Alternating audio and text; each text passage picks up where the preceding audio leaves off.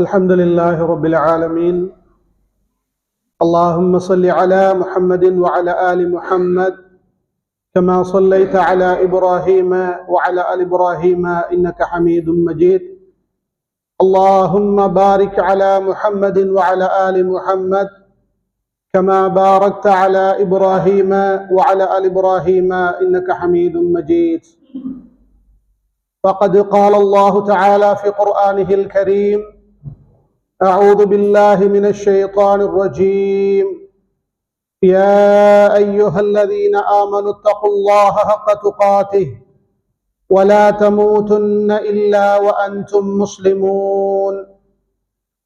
வார்த்தைகளில் மிகச்சிறந்த வார்த்தை அல்லாஹுடைய வேதமாகும்.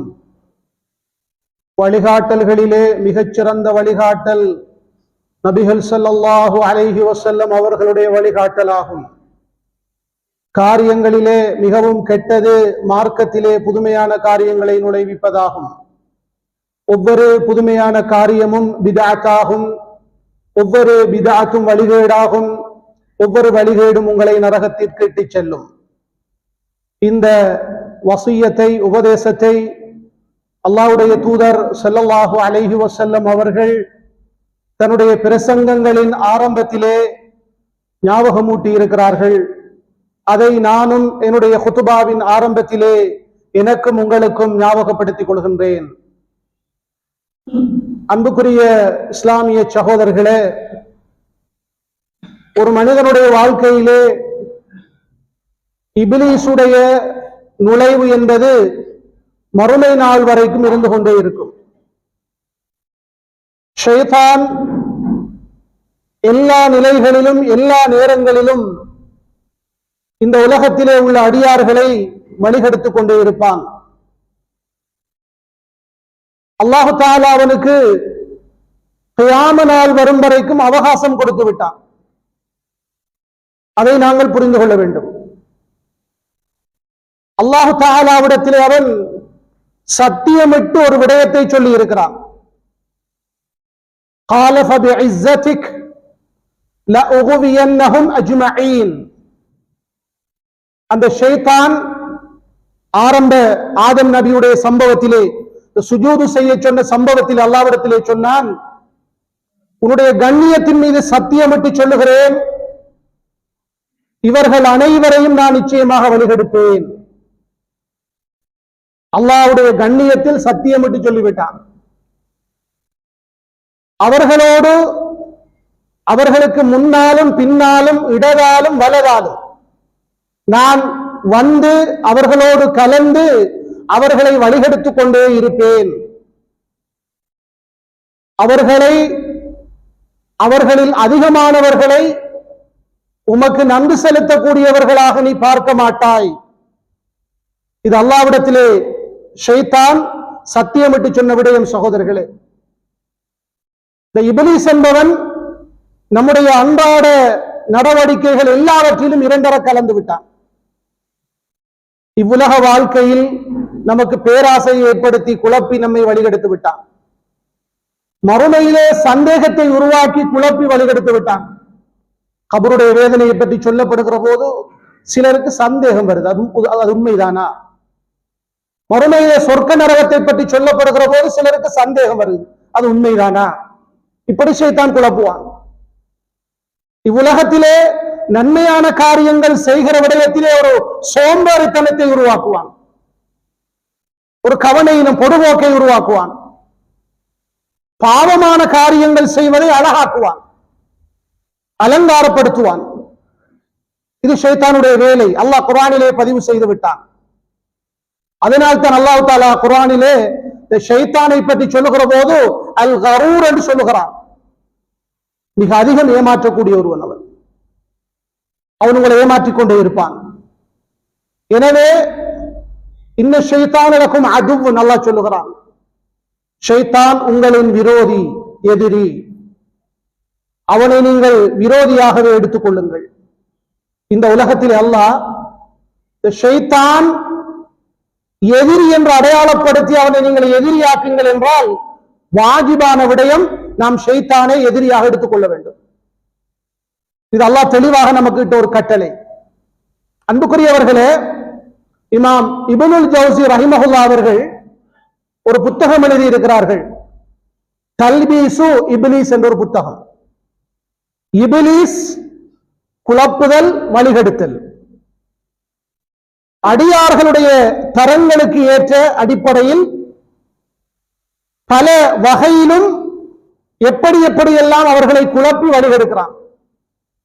அதிலே ஒரு சாரார் அஹ்லுல் அம்வால், செல்வந்தர்கள். இந்த உலகத்திலே செல்வம் என்ற அருட்கொடையை பெற்றவர்களை இந்த இப்லீஸ் 4 வழிகளில் குழப்பி வழிகெடுப்பான். இமாம் அவர்கள் குறிப்பிட்டிருக்கிறார்கள். குர்ஆன் சுன்னாவுடைய ஒளியிலே அதை தெளிவுபடுத்தி இருக்கிறார்கள். அதிலிருந்து ஒரு 2 உங்களுக்கு இன்றைய குத்துபாவிலே அடையாளப்படுத்துகிறேன். முதலாவதாக அன்புக்குரியவர்களே, ஃபி கஸ்பில் மாலி, பொருளாதாரத்தை சேர்க்கின்ற சம்பாதிக்கிற விடயத்தில் ஷைத்தான் குழப்பங்களை ஏற்படுத்தி செல்வந்தர்களை வழிகெடுக்கிறான். இது முதலாவது விடயம். இந்த உலகத்திலே சம்பாதிக்க வேண்டும், பொருளாதாரங்களை தேட வேண்டும், ஈட்ட வேண்டும், பெருக்க வேண்டும். ஆனால் எந்த வழியிலும் பொருளாதாரத்தை தேட முடியும். ஹலாலை ஹராத்தை பொருட்படுத்துவதில்லை. எப்படியாவது வேகமாக செல்வந்தனாக மாற வேண்டும். இப்படியான பேராசைகளை உள்ளத்திலே போட்டு பொருளாதாரத்தை சம்பாதிக்கிற விடயத்தில் குழப்பங்களை உருவாக்குவான். அது உண்மை சகோதரர்களே. இந்த காலத்தில் அது எந்த அளவுக்கு என்றால், அல்லாஹ்வுடைய தூதருடைய ஒரு முன்னறிவிப்பு. அல்லாஹ்வுடைய தூதர் சொல்கிறார்கள், மனிதர்களுக்கு மத்தியில் ஒரு காலம் வரும். அந்த காலத்திலே லா யுபாலில் மர்உ பிமா அஹத அல் மால அமின் ஹராம் அம்மின் ஹலால். ஒரு மனிதன் பொருளாதாரத்தை தேடுகிற எடுக்கிற விடயத்தில் ஹலால் ஹராத்தை பொருட்படுத்த மாட்டான். இது ஹலாலாக வந்த ஒரு பொருளாதாரமா, ஹராமாக வந்த பொருளாதாரமா என்பதை அவன் பொருட்படுத்த மாட்டான். அப்படி ஒரு காலம் வரும் என்று அல்லாஹ்வுடைய தூதர் முன்னறிவிப்பு செய்து விட்டார்கள். அப்படியான ஒரு காலத்திலேதான் நாம் இன்றைக்கு வாழ்ந்து கொண்டிருக்கிறோம்.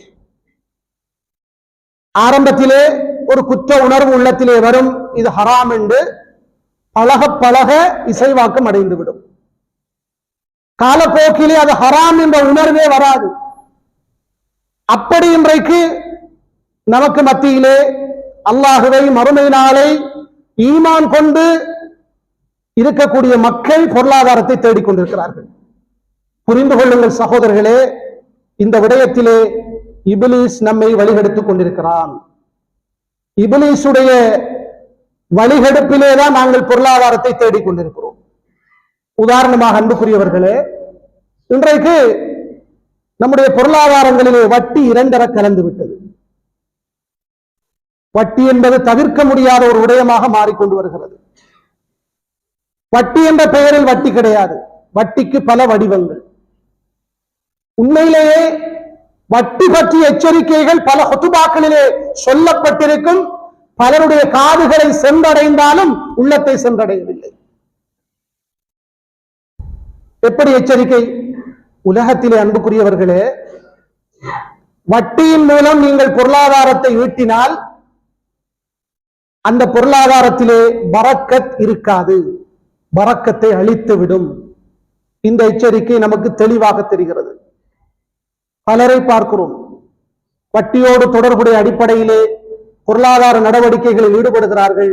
காலப்போக்கிலே ஓட்டாண்டிகளாக மாறிவிடுகிறார்கள். எத்தனையோ கடை முதலாளிகளை நாங்கள் பார்த்திருக்கிறோம். அல்லாஹ்வுடைய வஹி பொய்யாக முடியாது சகோதரர்களே. நீங்கள் வட்டியோடு தொடர்புடைய பொருளாதாரத்தில் ஈடுபட்டால் அல்லாஹ்வோடும் அல்லாஹ்வுடைய தூதரோடும் போராடுவதற்கு தயாராகிவிடுங்கள். போர் பிரகடனம். உலகத்திலே போர் பிரகடனம். அல்லாஹ்வோடும் அல்லாஹ்வுடைய தூதரோடும் போராடுவதற்கு தயாராகி விடுங்கள் என்ற ஒரு போர் பிரகடனம் செய்யப்பட்ட ஒரு மிக பெரும் பாவம் வட்டி. அல்லாஹ்வோடும் அல்லாஹ்வுடைய தூதரோடும் எங்களால் போராட முடியுமா சகோதரர்களே? யார் வட்டியை சாப்பிடுகிறார்களோ அவர்கள் மறுமை நாளையில் நரகத்தில் நிரந்தரமாக இருப்பார்கள். அல் குர்ஆனுடைய எச்சரிக்கை. இன்றைக்கு என்ன நடக்கிறது? இந்த எச்சரிக்கைகள் எல்லாம் தெரிந்தும் வட்டியோடு தொடர்புடைய பொருளாதாரத்திலே ஈடுபட்டுக் கொண்டிருக்கிறார்கள். இது இப்லீஸ் அவர்களை குழப்பி வழிகெடுத்துக் கொண்டிருக்கிறார். அதை நாங்கள் புரிந்து கொள்ள வேண்டும். இன்றைக்கு அன்புக்குரியவர்களே, ஒரு செல்வந்தன் பார்க்கிறான், அவனுடைய கையிலே ஒரு 20 லட்சம் பணம் இருக்கிறது, ஒரு 50 லட்சம் பணம் இருக்குது. அவன் யோசிக்கிறான், ஒரு வட்டி வங்கியிலே ஒரு சேமிப்பு கணக்கில் அதை போட்டால் மாதம் மாதம் வட்டி வருகிறது. தெளிவான ஹராம். அந்த வட்டியிலே அவன் சாப்பிடுகிறான், அவனுடைய குடும்பம் சாப்பிடுகிறது. தெளிவான ஹராம். இன்னும் சிலர் முலாரபா என்ற ஒரு முறை இருக்கிறது, கூட்டு பங்காண்மை. முலாரபா என்றால் கூட்டு பங்காண்மை.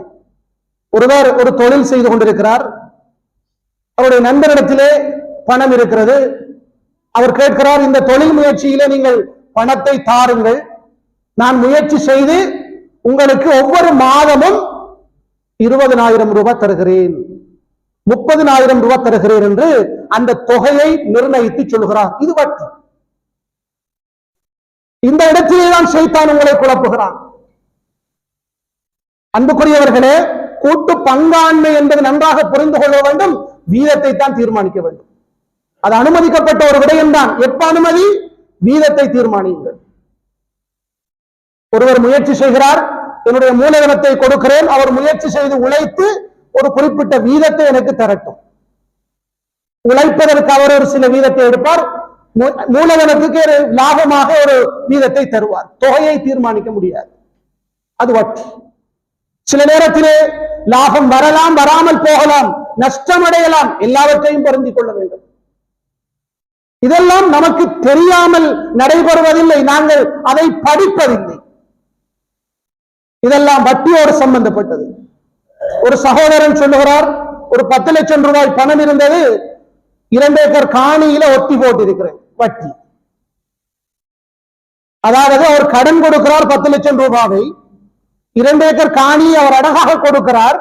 அந்த 10 லட்சம் திரும்ப வரும் வரைக்கும் இந்த காணியை அவர் பயன்படுத்துகிறார், அல்லது இவர் அதை கூலிக்கு கொடுத்து பணம் எடுத்துக் கொண்டிருக்கிறார். இது வட்டி. இப்படி அன்புக்குரிய சகோதரர்களே, இந்த வட்டியின் வடிவங்கள் என்பது நாளுக்கு நாள் அதிகமாகிக் கொண்டே இருக்கிறது. ஆனால் அதை பொருட்படுத்தாமல் பொருளாதாரத்தை ஈட்டிக் கொள்கிறவர்கள் கூடிக்கொண்டே போகிறார்கள். அதன் விளைவை பற்றி யோசிப்பதில்லை. இன்னும் சிலரை பார்க்கிறோம், சமூகத்திலே விரைவாக பணக்காரனாக மாற வேண்டும், மாடி வீடு கட்ட வேண்டும், வாகனம் ஓட வேண்டும், போதைப் பொருள் வியாபாரம். இதிலே ஆண்களும் பெண்களும் சேர்ந்து நடக்கிறது. முஸ்லிம் கிராமங்களிலும் நடந்து கொண்டிருக்கிறது.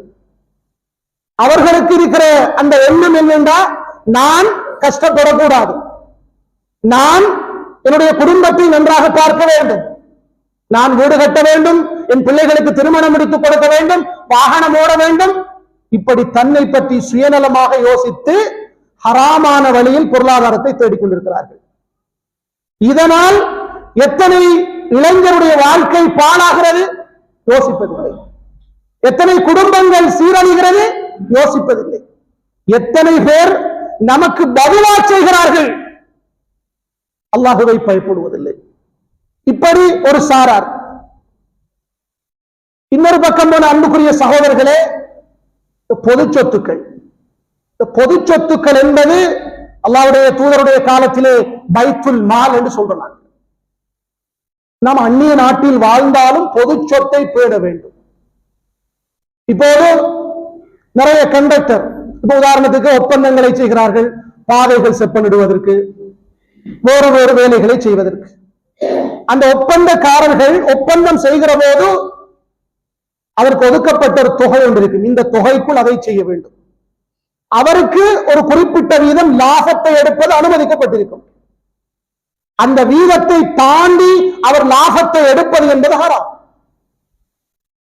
ஒரு பாதையை ஒரு 50 லட்சம் ரூபாய்க்கு செப்பனிட வேண்டும் என்றால் அவர் தனக்கு லாபத்தை எடுத்துவிட்டு வெறும் ஒரு 30 லட்சத்துக்கு அந்த பாதை அமைக்கிற போது அது சீரான ஒரு பாதையாக வராது.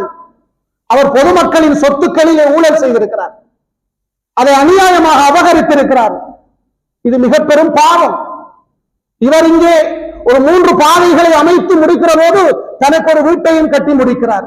ஒரு ஹராமான வீட்டிலே வசிக்கிறார். ஷைத்தான் எப்படியெல்லாம் நம்மை குழப்புகிறான் பாருங்கள் சகோதரர்களே. நம்முடைய உள்ளத்திலே அதற்கான நியாயங்களை உருவாக்குகிறான்.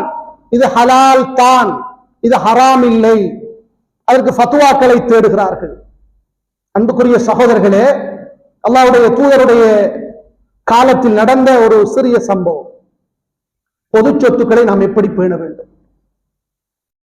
நபிகளாருடைய காலத்திலே ஹிஜ்ரி 7வது வருடத்திலே ஹைபர் என்ற ஒரு யுத்தம் நடைபெற்றது. இது யூதர்களுக்கு எதிராக நடைபெற்ற ஒரு போராட்டம். இந்த யுத்தத்திலே முஸ்லிம்களுக்கு அதிகமான கனிமத்து கிடைக்கிறது. இப்போது அல்லாஹ்வுடைய தூதர் யுத்தம் முடிந்ததற்கு பிறகு இருந்து கொண்டிருக்கிறார்கள். நிறைய பேர் கொல்லப்பட்டு, சஹாபாக்களில் முஸ்லிம்களின் தரப்பில் போராடிய பலர் கொல்லப்பட்டு இருக்கிறார்கள். நபித்தோழர்கள் வருகிறார்கள். ஒவ்வொருவருடைய ஜனாசாவையும் பார்த்து பார்த்து சொன்னார்கள், இவர் ஷஹீத், இவர் ஷஹீத் என்று சொல்லிக்கிட்டே வந்தாங்க. ஷஹீத் என்ன? உயிர் தியாகி.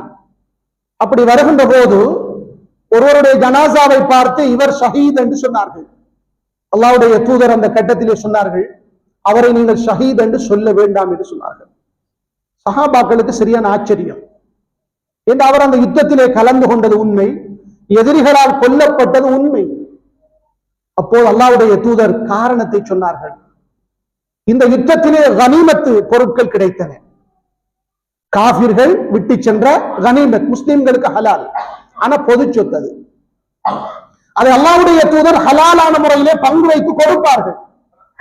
அப்படி ஹலாலான முறையில் கொடுப்பதற்கு முன்னால் இவர் அதிலிருந்து திருட்டுத்தனமாக ஒரு போர்வையை எடுத்துக்கொண்டார். சுப்ஹானல்லாஹ். அவர் எடுத்தது என்ன? ஒரு போர்வை தான், ஒரு பெட்ஷீட். அல்லாஹ்வுடைய தூதர் சொன்னார்கள், அந்த போர்வையோடு நான் அவரை நரகத்திலே கண்டேன். அந்த போர்வையோடு நான் அவரை நரகத்திலே கண்டேன். ஒரு போர்வை சகோதரர்களே பொது சொத்திலே இருந்து அபகரித்துக் கொண்டார். இப்படி அல்லாஹ்வுடைய தூதர் சொன்ன போது ஒருவர் ஓடி வருகிறார். அல்லாஹ்வுடைய தூதரே, நானும் அந்த கனிமத்திலிருந்து வந்த பொருட்களில் இருந்து ஒரு செருப்புடைய வாரை எடுத்துக்கொண்டேன் என்று சொன்னார். சுப்ஹானல்லாஹ். செருப்பை கூட எடுக்கல, செருப்புடைய வார். அல்லாஹ்வுடைய தூதர் அவரை பார்த்து சொன்னார்கள், நெருப்பாலான செருப்பின் வார், அது நரகத்தின் நெருப்பு என்றார்கள். சொல்லிவிட்டு சொன்னார்கள், ஹத்தாவுடைய மகனே, மூமின்களை தவிர வேறு யாரும் சுவர்க்கம் நுழைய முடியாது. மூமின்களை தவிர வேறு யாரும் சுவர்க்கம் நுழைய முடியாது. திரும்ப திரும்ப சொன்னார்கள் அல்லாஹ்வுடைய தூதர். எனவே அன்புக்குரிய சகோதரர்களே, பொது சொத்துக்கள் என்பது அமானிதம். அதிலே நாங்கள் ஊழல் செய்ய முடியாது, அநியாயமாக அபகரிக்க முடியாது. அல்லாஹ் அதை பற்றியும் மறுமையில் விசாரிப்பான். ஆனா ஷைத்தான் எப்படி வந்த உள்ளத்துல போடுவான்? இது அரசாங்கத்துடைய சொத்து தானே, இது முஸ்லிம்கள சொத்து இல்ல தானே, எடுத்தா என்ன? இப்படித்தான் ஷைத்தான் குழப்பங்களை உருவாக்குவது. ஹலாலாக அதை நமக்கு மாற்றுவான் ஷைத்தான். அது மட்டுமல்ல சகோதரர்களே, அரச ஊழியர்கள் லஞ்சம் எடுப்பது ஹராம். லஞ்சத்தின் ஊடாக ஆரம்பத்திலே சிறிய தொகைகளைத்தான் எடுப்பது, காலப்போக்கில் அது பெரும் பெரும் தொகைகளாக மாறிவிடும். ஒரு அரச ஊழியர் அவருடைய அந்த டியூட்டிஸ், அந்த வேலைகளை செய்வதற்கு அரசாங்கம் மாதாந்தம் ஒரு வேதனத்தை கொடுக்கிறது. அது வாழ்க்கை செலவுக்கு போதாது என்பது எல்லோரும் சொல்கிற குற்றச்சாட்டு தான். அதற்காக ஹராமான வழியில் பெற முடியாது. சஹாபாக்கள் சாப்பிடுவதற்கு வசதி இல்லாமல் மயங்கி விழுந்தார்கள், சாப்பாடு இல்லாமல் மயங்கி விழுந்தார்கள். அல்லாஹ்வுடைய தூதருடைய வீட்டிலே சில மாதங்கள், 2 மாதங்கள் வரைக்கும் அடுப்பறியாமல் கூட இருந்திருக்கிறது, ஹராத்தை நாடி சென்று. எனவே ஷைத்தான் உள்ளத்திலே வந்து போடுவான் அரச ஊழியரிடத்திலே, நீ எப்படி இந்த மாதாந்த வேதனத்தை கொண்டு வாழ்க்கையை ஓட்டுவது, இப்படி லஞ்சத்தை எடுத்தால் தான் முடியும், அது ஹலால் தானே, அந்த வேலையை செய்வதற்கு தானே நீ எடுக்கிறாய். இப்படியெல்லாம் ஷைத்தான் குழப்பங்களை உருவாக்குவான் சகோதரர்களே. லஞ்சம் எடுப்பது, வியாபாரிகள் அளவை நிறுவைகளில் மோசடி செய்வது, அத்தியாவசியமான பொருட்களை பதுக்கி வைத்து செயற்கை தட்டுப்பாட்டை உருவாக்குவது, பதுக்கல் செய்வது, அளவை நிறுவைகளில் மோசடி செய்வது, இப்படி இவைகள் அனைத்தின் மூலம் நமக்கு கிடைக்கிற பொருளாதாரங்கள் ஹராம். அதை நாங்கள் தெளிவாக புரிந்து கொள்ள வேண்டும். ஷைத்தான் நாம் சம்பாதிக்கிற வழியில் வந்து நம்மை கெடுப்பான். ஆனால் அவருடைய விளைவு உலகத்தோடு முடிவடைவதில்லை. முடிவடைந்தால் பிரச்சனையும் இல்லை. நானும் நீங்களும் மறுமை நாளையிலே இந்த சுவர்க்கம் என்ற இலக்கோடு வாழக்கூடியவர்கள் சகோதரர்களே. என்னுடைய உடலை மறுமை நாளையில் சுவர்க்கம் ஏற்றுக்கொள்ள வேண்டும். என்னுடைய உடல் ஹராம் கலந்திருந்தால் அந்த சுவர்க்கம் அதை ஏற்றுக்கொள்ளாத சகோதரர்களே. சடவாத சிந்தனைகளோடு வாழ்ந்து கொண்டிருக்கிறோம். இந்த உலகத்திலேதான் பொருளாதாரத்தை பெருக்க வேண்டும், அது ஹலாலா ஹராமா என்று பொருட்படுத்தாமல் வாழ்ந்து கொண்டிருக்கிறோம். ஷைத்தான் நம்மை குழப்பிக் கொண்டிருக்கிறான் சகோதரர்களே. மறுமை ஒன்றிருக்கிறது, அந்த நம்பிக்கையோடு வாழ வேண்டும். நாம் இந்த உலகத்திலே ஹராத்தை உழைத்து ஹராத்திலே சம்பாதித்து எத்தனை உம்ராக்கள் செய்தாலும் அது கபூலாக போவதில்லை சகோதரர்களே. எத்தனை ஹஜ்ஜுகள் செய்தாலும் கபூலாகாது. நன்றாக புரிந்து கொள்ளுங்கள். சிலருக்கு ஷைத்தான் போடுகிற அந்த தந்திரம் அது. எல்லாத்தையும் ஹராத்துல உழைச்சிட்டு 2 உம்ரா செஞ்சுட்டு வா, எல்லாம் சரியாயிடும். ஒரு ஹஜ்ஜுக்கு போயிட்டு வா, அன்று பிறந்த பாலகனை போல் வருவாய். இது ஷைத்தான் போடுவது. அல்லாஹ்வுடைய தூதர் சொல்லுகிறார்கள், ஒரு மனிதன் நீண்ட பயணத்திலே இருக்கிறான். தலைவிரி கோலம் புழுதி படிந்த நிலையிலே அந்த பயணத்திலே தன்னுடைய 2 கைகளையும் வானத்தை நோக்கி உயர்த்தி யா ரப் யா ரப் என்று அவன் அல்லாஹ்விடத்திலே பிரார்த்திக்கிறான். உங்களுக்கு தெரியும், நிராகரிக்கப்படாத ஒரு பிரார்த்தனையில் ஒன்றுதான் ஒரு பிரயாணியுடைய, ஒரு முசாஃபிருடைய துஆ. அந்த முசாஃபிரை தான் அல்லாஹ்வுடைய தூதர் உதாரணம் சொல்கிறார்கள். அவன் துஆ செய்கிறான், ஆனால் அவன் உண்டது ஹராம், உடுத்திருப்பது ஹராத்தில் புறப்பட்ட ஆடைகள், பருகியது ஹராம், ஹராத்தை கொண்டு வளர்க்கப்பட்டிருக்கிறான். இவனுடைய பிரார்த்தனை எப்படி ஏற்றுக்கொள்ளப்படும்? சுப்ஹானல்லாஹ். முஸ்லிமிலே பதிவு செய்யப்பட்ட ஒரு சஹீஹான ஹதீஸ். சகோதரர்களே, நாம் ஹராத்தை உழைத்து ஹராத்தில் நம்முடைய உடலை வளர்த்து ஹராத்திலே உழைத்த சம்பாத்தியத்திலே உடுத்து நாம் சந்தோஷமாக வாழலாம் என்று நினைக்கிறோமே, நாம் அல்லாஹ்விடத்திலே கையேந்தினால் நம்முடைய துஆ கபூலாக மாட்டாது சகோதரர்களே. நம்முடைய இபாதத்துகள் அல்லாஹ்விடத்திலே ஏற்றுக்கொள்ளப்படாது சகோதரர்களே. அல்லாஹ்வை பயந்து கொள்ள வேண்டும். ஷைத்தான் நம்மை குழப்பி வழிகெடுத்துக் கொண்டே இருப்பான் சகோதரர்களே. அது மட்டுமல்ல, நாம் மறுமை நாளை நம்பியவர்கள் ஓட்டாண்டிகளாக மாறிவிடக் கூடாது. உலகத்தின் ஓட்டாண்டிகளை பற்றி நமக்கு தெரியும். ஒருவர் வியாபாரத்திலே பெரிய முதலை போட்டு வியாபாரத்தை ஆரம்பித்தார், லொஸ்ட் ஆகிட்டு. என்ன சொல்லுவோம்? ஓட்டாண்டியா போயிட்டான். ஆனால் மறுமை நாளையின் ஓட்டாண்டிகளை பற்றி அல்லாஹ்வுடைய தூதர் எச்சரிக்கிறார்கள்.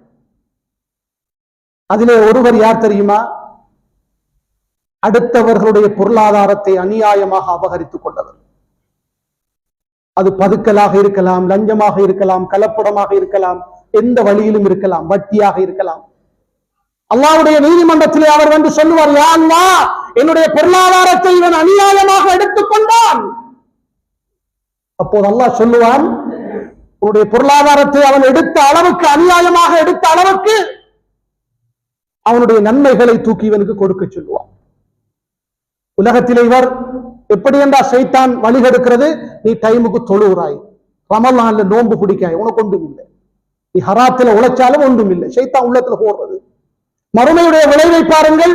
நீ தொழுத நன்மை, நீ நோன்பு பிடித்த நன்மை, நீ குர்ஆன் திலாவத் செய்த நன்மை, இந்த நன்மைகள் எல்லாம் உன்னால் பாதிக்கப்பட்டவர்களுக்கு கொடுக்க வேண்டி வரும். ஒரு கட்டத்திலே உன் நன்மைகள் முடிந்துவிடும். ஆனால் நீ பலருக்கு அநியாயம் செய்திருப்பாய், பலருடைய பொருளாதாரங்களை அநியாயமாக எடுத்திருப்பாய். அப்போது அல்லாஹ்வுடைய ஜட்மென்ட், தீர்ப்பு எப்படி இருக்கும்? உனக்கு அநியாயம் செய்த அளவுக்கு உன் தீமைகளை தூக்கி கொடு. சுப்ஹானல்லாஹ். ஒரு கட்டத்திலே தொழுகை நோன்பு என்ற நன்மையோடு வந்தவர், இப்ப தொழுகை நன்மையும் இல்லை, நோன்புடைய நன்மையும் இல்லை, அடுத்தவண்ட பாவத்தையும் சுமந்து ஓட்டாண்டியாக மாறி நரகத்துக்கு போற நிலை அடைகிறானே, இதுதான் மறுமையின் நிலை. என்ன சகோதரர்களே, மவுத் இல்லை என்று நினைச்சு வாழ்ந்து கொண்டிருக்கிறோமா? மவுத்து இல்லை என்று நினைத்து வாழ்ந்து கொண்டிருக்கிறோமா? நம்மள்ட்ட ஒரு கிட்னி ஃபெயிலியர் ஆயிட்டா செயற்கையாக ஒரு கிட்னி வைத்து நம்மளால வாழ முடியுதா? நீண்ட காலம் எல்லாருக்கும் அது சக்சஸ் ஆகுதா? திடீர்னு போல புற்றுநோய் மரணம், ஹார்ட் அட்டாக் மரணம். இந்த மவுத்துகளை பற்றி எல்லாம் பார்க்கிறோம், கேள்விப்படுகிறோம். திடீர் மரணங்களை பற்றி நாங்கள் படிக்கிற போது நம்முடைய உள்ளத்திலே நானும் மவுத்தாகுவேன் என்ற சிந்தனை வராமல் இருக்கிறது. இந்த உலகத்தில் நாம் நிரந்தரமாக வாழப் போகிறோம் சகோதரர்கள். மறுமை நம்பிக்கையோடு இருக்க வேண்டும். ஷைத்தான் நம்மை குழப்பி வழிகெடுப்பான். அது மட்டுமல்ல, அல்லாஹ்வுடைய தூதர் சொன்னார்கள், மறுமை நாளையிலே ஹராமால் கலக்கப்பட்ட வளர்க்கப்பட்ட அந்த உடம்பை சுவர்க்கம் ஏற்றுக்கொள்ளாது. அதற்கு தகுதியான இடம் நரகம்தான். அதனாலதான் அபூபக்கர் ரலியல்லாஹு அன்ஹு அவர்களுக்கு நடந்த சம்பவம் புகாரியில் இருக்குது. என்ன? அவருடைய ஒரு அடிமை, ஒரு பணியாளன் ரொட்டி கொண்டு கொடுத்தான். அவர்களும் இது எப்படி வந்தது என்று கேட்காமல் ஒரு துண்டை எடுத்து சாப்பிட்டு விட்டார்கள். இப்பதான் அந்த அடிமை சொன்னான், நான் ஒரு மந்திர வேலை செய்திருந்தேன், ஹராமான ஒரு மந்திர வேலை, அதற்கு கிடைத்த ஊதியம் தான் இது. உடனே அபூபக்கர் ரலியல்லாஹு அன்ஹு அவர்கள் தன்னுடைய விரலை தொண்டை குழிக்குள் விட்டு வாந்தி எடுக்கிறார்கள், அந்த உணவை வெளியே எடுப்பதற்கு. தெரியாமல் தான் சாப்பிட்டார்கள். இந்த ஹராமினுடைய உடம்பில் கலந்திருக்க கூடாது. எப்படி பயம் சகோதரர்கள், எப்படி பேணுதல் சகோதரர்களே என்ற சிலர் சொன்னார்களாம், ஏன் இப்படி நீங்கள் அந்த உணவு என்னுடைய உடம்பில் இருப்பதை விட அதை வெளியே எடுக்கிற விடயத்தில் மௌத்தானாலும் பரவாயில்லை, பேணுதல். எனவே அன்புக்குரிய சகோதரர்களே, நான் சுருக்கமாகத்தான் சொல்லி இருக்கிறேன். செல்வந்தர்களை ஷைத்தான் குழப்பி வழிகெடுக்கின்ற முதலாவது வழி பொருளாதாரத்தை சம்பாதிக்கின்ற விடயம். ஹலால் ஹராத்தை பொருட்படுத்தாத ஒரு நிலைக்கு நம்மை மாற்றுவான். நாம் ஹராமான வழியில் பொருளாதாரங்களை ஈட்டுகிற போது நம்முடைய உள்ளத்தில் அதை அழகாக்குவான், அதை நியாயப்படுத்துவான், அது ஹலால் என்ற ஃபத்வாக்களை தேட வைப்பான். இது ஷைத்தானுடைய வேலை. எனவே இந்த வழிகேட்டிலே இருந்து, இந்த குழப்பத்திலே இருந்து நாம் ஒவ்வொருவரும் எங்களை பாதுகாத்துக் கொள்ள வேண்டும். இல்லை என்றால் அன்புக்குரியவர்களே, அதன் முடிவு மறுமை நாளையில் நரகம்தான். அல்லாஹு தஆலா அதிலே இருந்து நம்மை பாதுகாக்க வேண்டும், நம்முடைய உடல்களை பாதுகாக்க வேண்டும். வ ஆகிரு தஅவானா அல்ஹம்துலில்லாஹி ரப்பில் ஆலமீன்.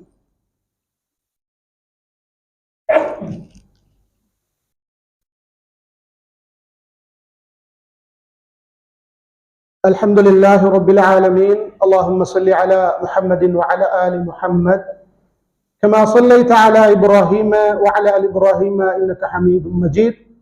اللهم بارك على محمد وعلى آل محمد كما باركت على إبراهيم وعلى آل إبراهيم إنك حميد مجيد.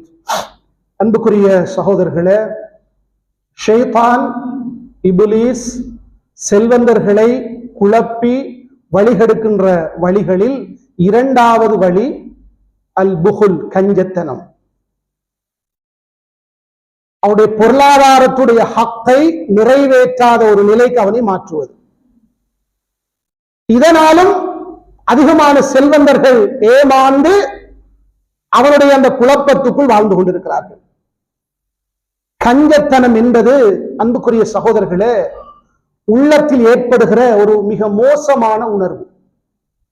நீங்கள் ஒன்றை புரிந்து கொள்ள வேண்டும், நம்முடைய பேச்சில் பெரும்பாவங்கள் இருக்கின்றன, நம்முடைய செயல்களில் பெரும்பாவங்கள் இருக்கின்றன. அதுபோல நம்முடைய உள்ளங்களில் ஏற்படுகிற பெரும்பாவங்களில் ஒன்று அல் புகுல், கஞ்சத்தனம். அஷ்ஷுஹு, பேராசையோடு கூடிய கஞ்சத்தனம். அல்லாஹு தஆலா குர்ஆனிலே சொல்லுகிறான், யாரெல்லாம் கஞ்சத்தனத்தை விட்டும் பாதுகாக்கப்படுகிறார்களோ அவர்கள் வெற்றியாளர்கள். என்னிடத்திலே கஞ்சத்தனம் இல்லையா, நான் வெற்றி பெற்றவன். கஞ்சத்தனம் இருக்கிறதா, என்னிடத்திலே ஈமான் இல்லை என்று அல்லாஹ்வுடைய தூதர் சொன்னார்கள். ஒரு மனிதனுடைய உள்ளத்தில் ஈமானும் கஞ்சத்தனமும் ஒன்று சேரவே முடியாது என்று சொன்னார்கள். ஈமான் இருந்தால் கஞ்சத்தனம் இருக்காது. கஞ்சத்தனம் என்பது சகோதரர்களே கொடுத்தால் குறைந்துவிடும், வறுமை வந்துவிடும் என்ற அந்த பயத்தில் கொடுக்காமல் இருப்பது, அல்லது இந்த உலகத்தின் மீது கொண்ட பேராசை, பொருளாதாரத்தை பெருக்க வேண்டும், அதை பெருக்கி பெருக்கி அப்படியே கொடுக்காமல் இருப்பது, இது கஞ்சத்தனம். அல்லாஹ் தஆலா அல் குர்ஆனிலே சொல்லுகிறான், யாரெல்லாம் அல்லாஹ் அவருக்கு கொடுத்த அந்த அருட்கொடையிலே இருந்து, அந்த பொருளாதாரத்திலிருந்து கொடுக்காமல் கஞ்சத்தனம் செய்கிறாரோ அது அவருக்கு நல்லது என்று நினைக்க வேண்டாம், அது அவருக்கு தீங்காகும். கஞ்சத்தனம் என்பது நல்லதல்ல, அது நமக்கு தீங்கு தரக்கூடியது. குறிப்பாக அன்புக்குரியவர்களே, நம்முடைய பொருளாதாரத்தில் இருந்து நாம் கட்டாயம் கொடுக்க வேண்டிய ஒரு கடமை, ஒரு பகுதி ஜகாத்.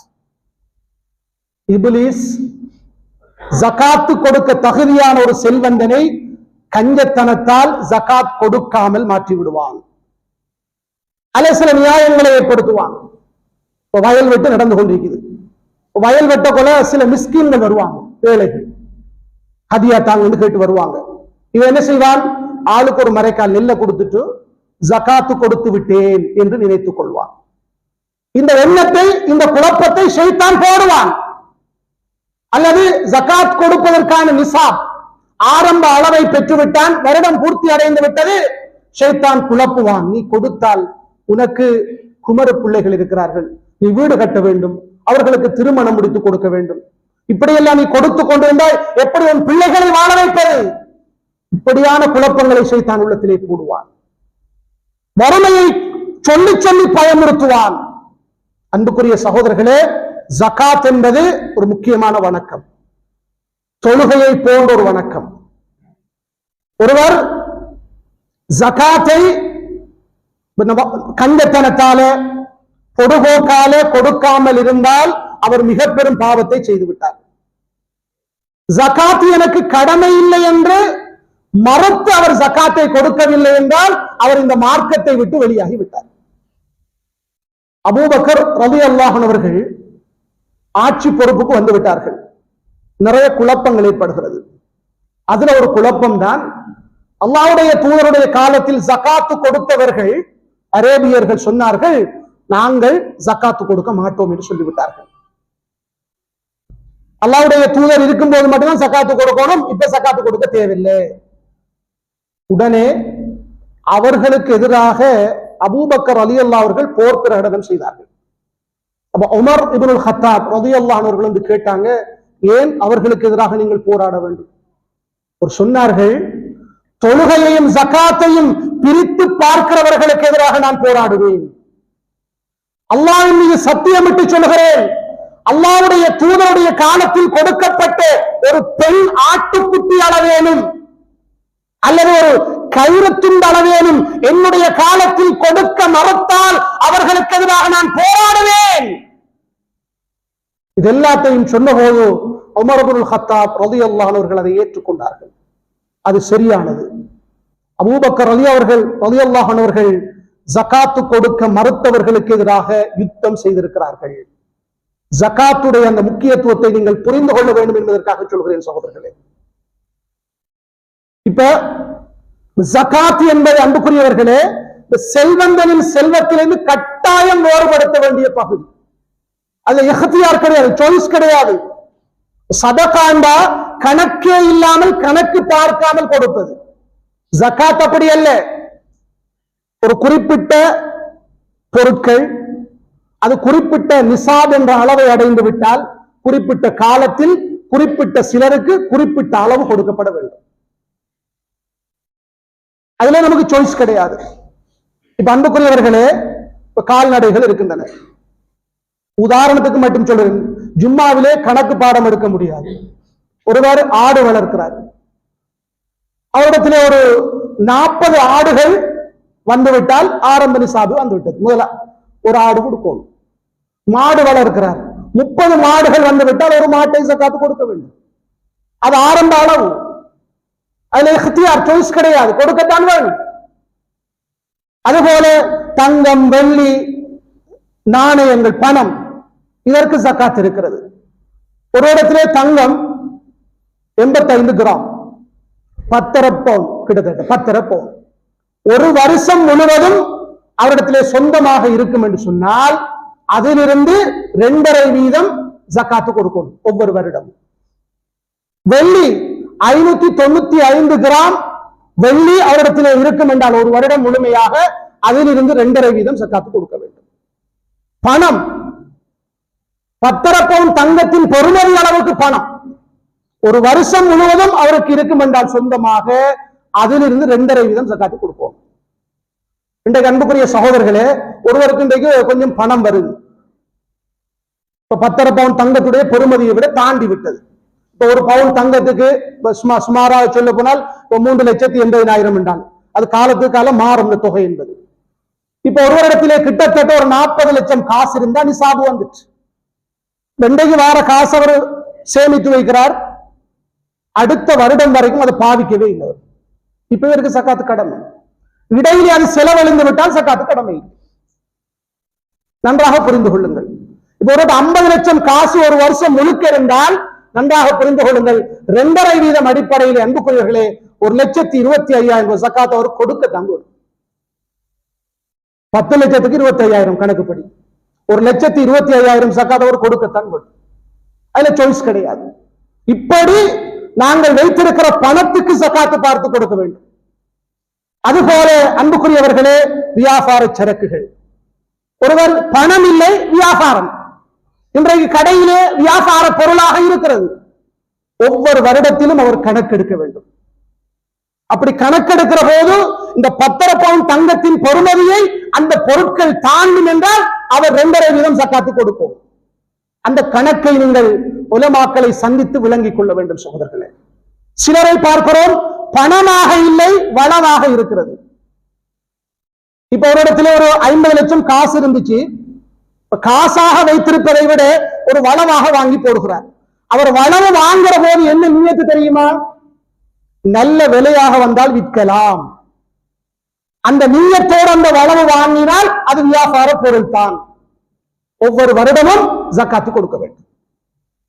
பிள்ளைக்கு வீடு கட்ட வேண்டும் அல்லது எனக்கு வீடு கட்ட வேண்டும் என்ற நோக்கத்தில் வளவு வாங்கினால் ஜக்காத்து கடமை இல்லை. அந்த நியத்து தான் முக்கியமானது.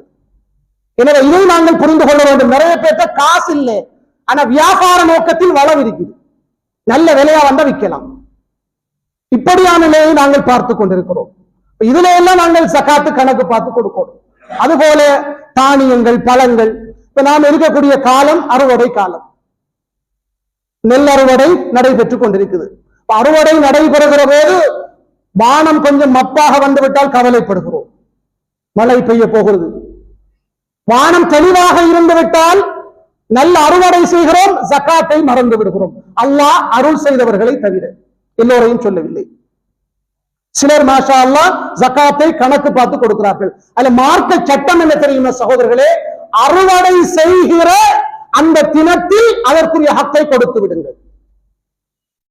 அதை நீங்கள் நெல்லாக மூடையாக கட்டிக்கொண்டு வந்து அதை நீங்கள் சேமித்து விட்டால் ஷைத்தான் உள்ளத்தை மாற்றி விடுவான், ஷைத்தான் குழப்புவான். அஷைத்தான் யஇதுகுமுல் ஃபக்ர். 100 மூடை நெல் இருக்கிறது, 20 மூடை, அந்த 100 மூடைக்கு நான் ஒரு 5 மூடை ஜக்காத்தாக கொடுக்க வேண்டும் என்றால் ஒரு மூடைக்கு 7,000 ரூபாய் போகுதுண்டா 5 35 35,000 ரூபாய் ஷைத்தான் உள்ளத்துல போடுவான். இவ்வளவு கொடுக்க போறியா? வறுமை ஏற்பட்டுவிடும். அவனை அச்சுறுத்துவான், பயமுறுத்துவான். அல்லாஹ் குர்ஆனில் சொல்லுகிறான், ஷைத்தான் குழப்புவான். எனவே நீங்கள் அறுவடை செய்கிற நாளில் அதற்குரிய ஹக்கை கொடுத்து விடுங்கள்.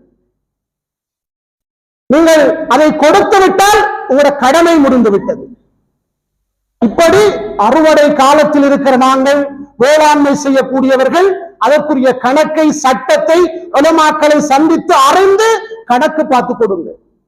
எந்த ஒரு தொழிலை செய்கிற போதும், எந்த ஒரு முதலீட்டை செய்கிற போதும் இது ஹலாலா ஹராமா என்பதை அறிந்து செய்யுங்கள்.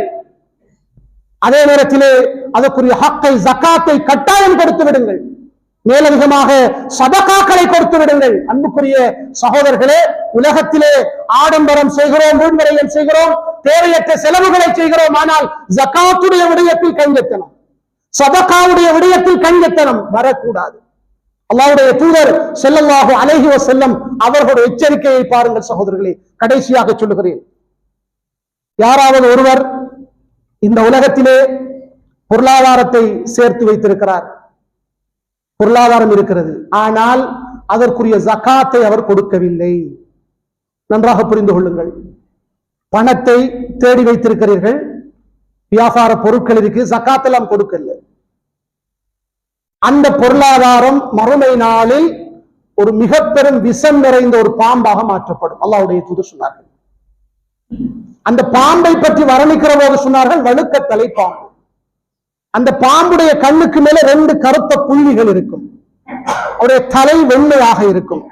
ஒரு பாம்புடைய விஷம் அதிகரிக்க அதிகரிக்க தலை வெள்ளையாக மாறிவிடும். அப்படிப்பட்ட பாம்பை தான் அல்லாஹ்வுடைய தூதர் சொல்கிறார்கள். அந்த பாம்பு மிக விஷம் நிறைந்த ஒரு பாம்பு. அது அவருடைய கழுத்தை சுற்றி கொள்ளும். அதான் அவருடைய பொருளாதாரம். கழுத்தை சுற்றி அவருடைய வாயின் 2 பகுதிகளையும் கவ்விக்கொள்ளும். சுப்ஹானல்லாஹ். அப்ப கவ்விக்கொள்ளுகிற போது அந்த பாம்பில இருக்கிற விஷம் எல்லாம் அவருடைய உடம்பை வந்தடைகிறது. அப்போது அந்த பாம்பு சொல்லுகிறது, அன மாலுக் அன கன்சுக். சுப்ஹானல்லாஹ்.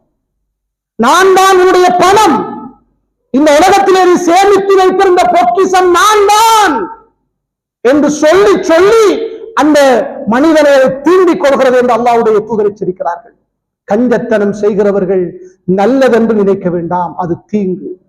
நாம் சேர்த்து வைத்த தங்கம் மறுமையிலே நரக நெருப்பில் காய்ச்சப்படும், அது அதாபாக மாற்றப்படும். நாம் சேர்த்து வைத்திருந்த வெள்ளி நரக நெருப்பில் காய்ச்சப்படும், அதாபாக மாற்றப்படும். ஜகாத்தை கொடுத்து விட்டு நீங்கள் அதை வைத்துக் கொள்ளுங்கள். எனவே அன்புக்குரிய சகோதரர்களே, இன்றைய ஹுத்பாவிலே ஷைத்தான் செல்வந்தர்களை குழப்புகின்ற 2 வழிகளை சொல்லி இருக்கிறேன். முதலாவது, பொருளாதாரத்தை சம்பாதிக்கிற விடயத்தில் ஷைத்தான் நம்மை குழப்புவான். இரண்டாவது, அதை செலவு செய்கிற விடயத்தில் குறிப்பாக கஞ்சத்தனத்தை ஏற்படுத்தி ஜகாத்தை சதகாவை கொடுக்க விடாமல் தடுத்து நம்மை குழப்பி அவன் ஏமாற்றுவான். இந்த 2 விடயத்திலே இருந்தும் நாம் ஒவ்வொருவரும் அல்லாஹ்விடத்திலே பாதுகாப்பு தேட வேண்டும். அவருடைய குழப்பங்களுக்கு நாம் ஆளாகாமல், அவருடைய வழிகெடுப்புக்கு நாங்கள் உள்ளாகாமல் எங்களையும் எங்கள் பொருளாதாரத்தையும் பாதுகாக்க வேண்டும். மறுமை நாளையிலே நாம் சுவர்க்கத்தை அல்லாஹ்விடத்திலே பரிசாக பெற்றுக் கொள்ள வேண்டும். அதற்கு அல்லாஹ் நம் அனைவருக்கும் தௌஃபீக் செய்வானாக. ஆமீன் ஆமீன். வ ஆகிரு தஅவானா அனில் ஹம்துலில்லாஹி ரப்பில் ஆலமீன்.